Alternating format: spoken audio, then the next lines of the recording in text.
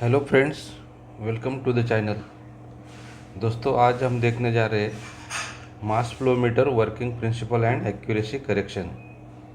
दोस्तों, सबसे पहले तो हम ये जानते हैं कि व्हाट इज़ फ्लो। फ्लो यानी क्या होता है। तो दोस्तों, एक पाइप लाइन के अंदर से या चैनल के अंदर से जो भी लिक्विड या गैस ट्रांसफ़र होता है तो उसी को हम फ्लो कहते हैं। और उसके मेजरमेंट के लिए जो हमें इंस्ट्रूमेंट ज़रूरी होता है उसको हम फ्लोमीटर कहते हैं।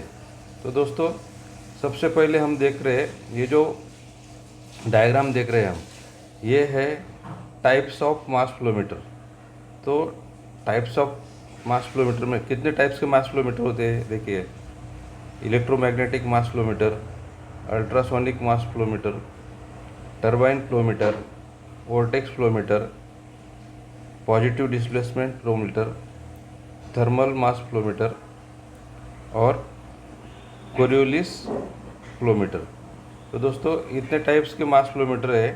तो आज हम देखने जा रहे हैं कोरियोलिस फ्लोमीटर। तो दोस्तों, इसमें क्या होता है, हम इसका थोड़ा इंट्रोडक्शन करते हैं। मास फ्लोमीटर विभिन्न उद्योगों में उपयोग किए जाने वाले महत्वपूर्ण उपकरण है जिनका उपयोग फ्लूइड, गैस या ठोस यानी कि सॉलिड की प्रवाह दर यानी फ्लो रेट मापने के लिए किया जाता है। मास फ्लोमीटर के कार्य सिद्धांत यानी कि वर्किंग प्रिंसिपल और एक्यूरेसी मापन को समझना कुशल संचालन सुनिश्चित करने तथा गुणवत्ता मानकों को बनाए रखने के लिए अत्यंत महत्वपूर्ण है। यह लेख मास फ्लोमीटर के कार्य सिद्धांत और उनके मापों की एक्यूरेसी के महत्व का वर्णन करता है। तो दोस्तों, अभी understanding the mass flowmeter working principle. तो जो भी मास फ्लोमीटर है इसके वर्किंग प्रिंसिपल कैसे है। मास फ्लोमीटर उच्च सिद्धांत पर कार्य करते हैं जिसमें किसी पदार्थ के एक निश्चित बिंदु से प्रति इकाई समय गुजरने वाले द्रव्यमान यानी मास को मापा जाता है। एक्यूरेट मापन प्राप्त करने के लिए इनमें विभिन्न तकनीकों जैसे कि थर्मल, कोरियोलिस, अल्ट्रासोनिक और वोल्टेक्स का उपयोग किया जाता है। इनमें से कोरियोलिस मास फ्लोमीटर अपनी उच्च सटीकता यानी कि एक्यूरेसी और विश्वसनीयता के कारण सबसे अधिक उपयोग किए जाते हैं। तो अभी देखिए दोस्तों, importance of accuracy in mass flowmeter measurement. Accuracy का क्या इम्पोर्टेंस है मास फ्लोमीटर में, वो देखते हैं हम। एक्यूरेट मास फ्लोमीटर मापन कई कारणों से अत्यंत आवश्यक है। सबसे पहले ये संसाधनों के उचित वितरण को सुनिश्चित करते हैं तथा प्रभावी प्रक्रिया नियंत्रण यानी कि प्रोसेस कंट्रोल में सहायता करते हैं।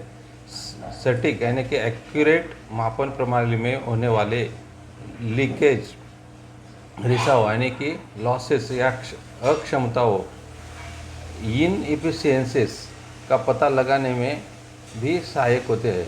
इसके अलावा ये गुणवत्ता मानकों को यानी कि क्वालिटी स्टैंडर्ड्स को बनाए रखने और नियामक आवश्यकताओं को रेगुलेटरी रिक्वायरमेंट्स का पालन करने के लिए भी अत्यंत महत्वपूर्ण है। इसीलिए मास फ्लोमीटर मापन में एक्यूरेसी प्राप्त करना अधिक आवश्यक माना जाता है। दोस्तों, factors affecting the accuracy of mass flowmeter. तो फैक्टर्स का क्या इफेक्ट होता है मास फ्लोमीटर में, हमें फैक्टर्स क्यों डालने पड़ते हैं, तो उसका हम डिस्कस करते हैं।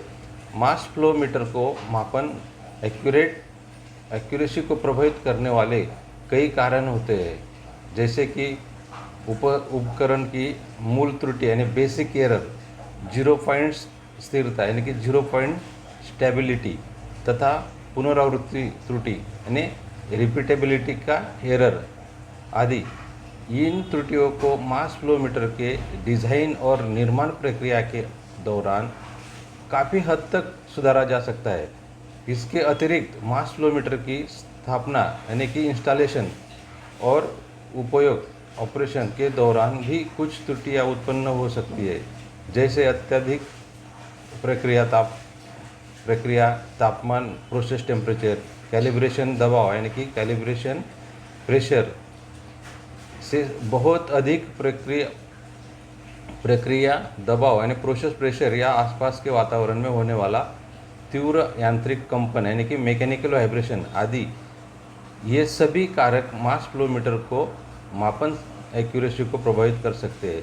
तो ये जो हमने देखा बेसिक एरर और इंस्टॉलेशन का एरर हो सकता है, ऑपरेशन से एरर बोले तो टेम्परेचर प्रेशर यानी जो प्रेशर में हमने ये इंस्ट्रूमेंट कैलिब्रेट किया है उससे अगर वो ओवर प्रेशर जाएगा, वाइब्रेशन लाइन का वाइब्रेशन या आजू बाजू में आसपास में अगर वाइब्रेशन है तो उसका भी इफेक्ट इस पे आता है। इसके लिए हमें इसमें फैक्टर ज़रूरी होते हैं, इसके लिए हमें इसमें फैक्टर डालना ज़रूरी होती है। तो दोस्तों अभी देखो हम आते हैं कोरियोलिस मास फ्लोमीटर पर। इसमें क्या होता है, कोरियोलिस मास फ्लोमीटर अपनी उच्च सटीकता यानी कि एक्यूरेसी को बहु उपयोगिता के कारण विभिन्न उद्योगों में व्यापक रूप से उपयोग किए जाते हैं। ये कोरियोलिस प्रभाव यानी कोरियोलिस इफेक्ट के सिद्धांत पर कार्य करते हैं, जिसमें द्रव यानी फ्लूइड के ट्यूब के अंदर प्रवाहित होने पर ट्यूब में मरोड़ यानी ट्विस्टिंग उत्पन्न होती है। ये ट्विस्टिंग सीधे तौर पर द्रव के मास फ्लो रेट के अनुपात में होती है, जिससे अत्यंत एक्यूरेट मापन संभव हो पाता है। तो ये जो कोरियोलिस का फंक्शन है ये इस प्रकार से है कि इसमें जो भी ट्यूब के अंदर जो द्रव जाएगा या फ्लूइड जाएगा उससे वो जो ट्यूब रहती है फ्लोमीटर के अंदर उसमें ट्विस्टिंग क्रिएट होती है, उस ट्विस्टिंग को ये मेजर करता है। अभी हम मेन पॉइंट पे आते हैं, understanding the working principle of Coriolis mass flowmeter. तो इसका प्रिंसिपल ये होता है दोस्तों, कोरियोलिस मास फ्लोमीटर में एक कंपन करने वाली ट्यूब होती है जिसके माध्यम से फ्लूइड प्रवाहित होता है। जब फ्लूइड ट्यूब में प्रवेश करता है तो यह कंपन में एक फेज शिफ्ट उत्पन्न करता है जिसे सेंसर द्वारा मापा जाता है। इस फेज शिफ्ट का विश्लेषण करके फ्लूइड का मास फ्लो रेट अत्यंत एक्यूरेसी से निर्धारित किया जाता है। कोरियोलिस मास फ्लोमीटर का यह अनूठा कार्य सिद्धांत इसे अत्यधिक एक्यूरेट बनाता है तथा विभिन्न प्रकार के औद्योगिक अनुप्रयोगों के लिए उपयुक्त बनता है। तो दोस्तों ये हो गया इसका वर्किंग प्रिंसिपल। अभी हम इसको देखते हैं डिटेल में। अभी देखिए इसमें ये जो हम डायग्राम देख रहे हैं ये जो इसका इंटरनल डायग्राम है दोस्तों। ये जो हम ये वाइट कलर का जो देख रहे हैं ये इंटरनल ट्यूब है। ये 2 ट्यूब होते हैं दोस्तों। हम आगे की डायग्राम देखेंगे ऐसे। देखिए इसमें क्या होता है, ये कोर प्रोसेसर है और ये जो देख रहे हैं ये ड्राइव कॉइल है और ये लेफ्ट साइड में ये पिकअप कॉइल है। तो ये पिकअप कॉइल जो है ये दोनों साइड में होती है दोस्तों। इस लेफ्ट साइड में भी पिकअप कॉइल होती है। ये जो कॉइल है ये दोनों साइड में होती है और ये केस है यानी कि बॉडी है, ये बॉडी है और फ्लो ट्यूब यानी ये अंडर जो वाइट कलर का है ये फ्लो ट्यूब है। और ये जो एंट्रेंस पे देख रहे हैं हम ये रेजिस्टेंस थर्मल डिवाइस यानी कि ये आर्टरी रहता है, ये हमें टेम्परेचर मेजर करके देता है। तो ये फ्लैंज है, प्रोसेस कनेक्शन है और उसके ऊपर ये बॉडी के ऊपर फ्लो का डायग्राम रहता है। तो वो डायग्राम के हिसाब से हमें उसको इंस्टॉल करना होता है। तो दोस्तों जब भी फ्लूइड ट्यूब के अंदर एंट्रेंस होता है, उसी टाइम पे ये जो ट्यूब है इसमें हमने प्रिंसिपल में देखा कि ये जो ट्यूब है इसमें ट्विस्टिंग एंगल क्रिएट होता है। तो वो एंगल को ये जो पिकअप कॉइल है ये सेंस करती है, और ये सेंस करके हमें जो भी हमारा इलेक्ट्रॉनिक्स है उसमें हमें वो फीडबैक देता है। और ये जो सेंसिंग है पिकअप कॉइल के थ्रू, यही हमारा फ्लो मेजर करता है। तो ये इसी तरह से ये काम करता है दोस्तों। हम आगे इसका इंटरनल डायग्राम और एक ड्राइंग में देखते हैं। देखिए ये इसका इंटरनल, ये जो इस तरीके से हमें ये जो डिवाइस सिस्टम है इस तरीके से ये दो ट्यूब रहती है दोस्तों इसके अंदर, ये एक है और ये एक ट्यूब है। तो ये दोनों ट्यूब्स के अंदर ट्विस्टिंग एंगल तैयार होता है जब भी इसमें से फ्लूइड पास होता है।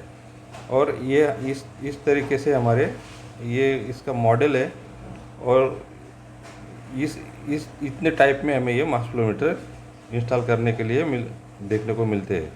और अभी इसमें हम डिटेल जानेंगे।